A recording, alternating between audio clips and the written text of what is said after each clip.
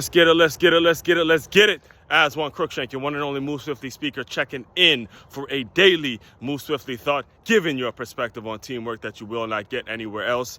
Been a few weeks since I'm recording this Tuesday, January 30th. It's been a couple weeks now since there's been a huge feud. I don't know if you can call it huge feud, in terms of the football world. There's been a pretty healthy back and forth between Mr. Robert Griffin III and his former head coach of the Washington Redskins, Jay Gruden. And as you know, if you keep up with these videos, I am a diehard Washington Redskins, Washington/Commanders fan. That's been, again, win or lose, that's been my hometown team. I've been a diehard fan of them since I was a baby. Again, I like Michigan. Michigan's a team I root for, but if I had to pick one team, it'd be those motherfucking Commanders, or if you want to call them Redskins, it doesn't really, don't even know what the fucking name is right now. I just want some goddamn wins, all right? That's what I want.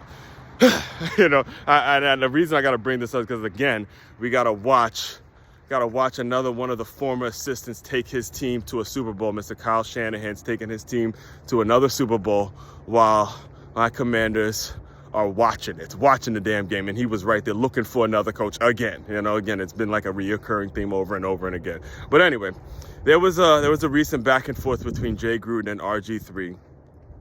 Apparently, I guess Jay Gruden tweeted something out and RG3 responded, and there was a lot of back and forth, between them two as former head coach, former quarterback, and all that kind of stuff. And I'm not here necessarily to pick sides because I wasn't in the organization. I don't know these two individuals personally. I'm just here to give you the fans' perspectives and the fans' perspective and the perspective of someone who has been saying over and over, a former scout, high school football coach, someone who puts this material out every single day. And then the fact that them two are feuding, it's the fact that them two are still at 10 years after, they were coaching, and 10 years after they played and coached, that they're still feuding about stuff is why the NFL needs to go to a feeder system. We got to go to a feeder system again and again. I don't know how many times I have to say it. I will say it over and over and over again until I actually see a proper feeder system for the National Football League. I'm not talking about a league. I'm talking about a feeder system. I'm talking about, if you want to use the example of the Washington Commanders, I'm talking about them creating a franchise in, let's say, somewhere in Newport News, Virginia, having a good solid group of guys that are an affiliate with the Commanders, going to a local high school, competing at a local high school, having all the Redskin fans, kind of be funneled into some franchise that they build in Newport News. That's what I mean. Let me tell you why it needs to go to a feeder system. Understand this, and this is one of many examples that I can come up with. It just so happens I'm thinking about the RG3 situation, how bad it actually ended up being in Washington, all right? So they, what was obvious for anyone to see, it was obvious for everyone. If you want to compare RG3 with Kirk Cousins, because they drafted RG3, they gave up everything to go and draft RG3, and then they still took Kirk Cousins in later rounds of the draft, right? And it was obvious for anybody with two eyes to see that RG3 was clearly the most talented player, if not in the NFL. He was definitely the most talented player on the entire Washington Redskin roster. All right, easily the most talented, electric player, game changer, absolute guy that can break a game wide open in any snap. He was that dude. All right. However, it was clear that Kirk Cousins was the more NFL ready, drop back, pro style passer. The one that could stay in the pocket, read his keys, and be able to simply manage a game and make things happen from the pocket.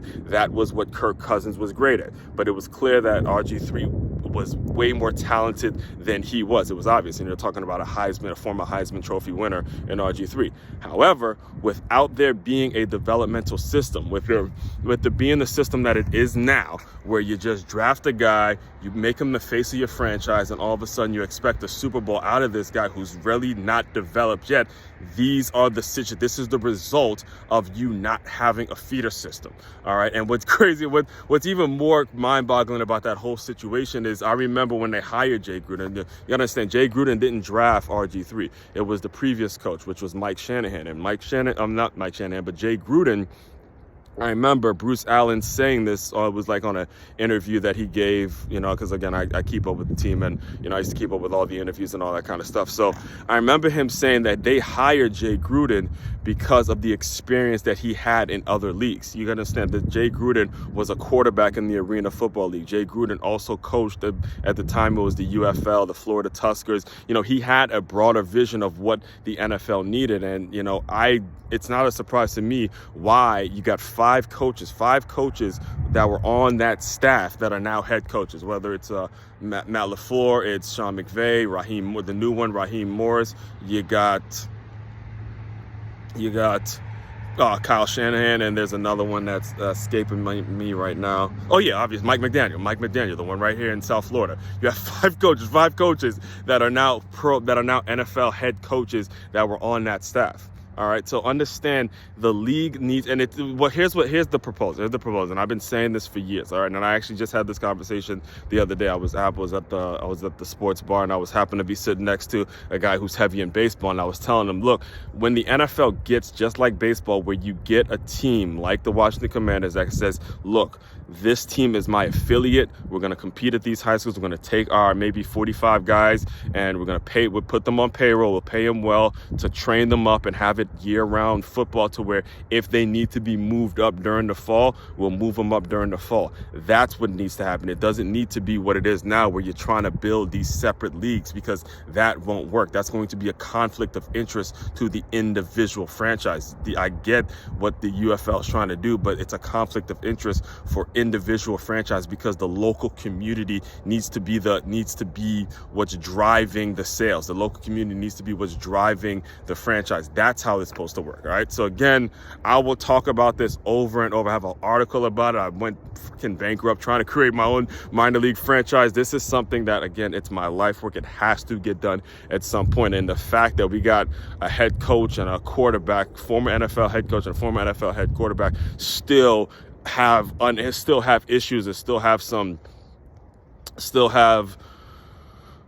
a lot of tension, we'll say it like that, still have tension and animosity towards each other 10 years later, after, it's done, the situations have gone, and, players have been drafted, all that kind of stuff. The fact that they're still going at each other shows, again, why the NFL needs to go to a feeder system and do away with the draft, because we see it happen year in and year out. Guys get drafted, they bust. Who actually expected Brock Purdy to be the one leading the San Francisco 49ers to a Super Bowl? And if they were going to pick somebody, it was going to probably be Trey Lance, right?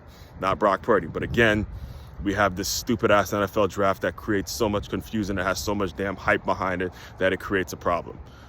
Whew.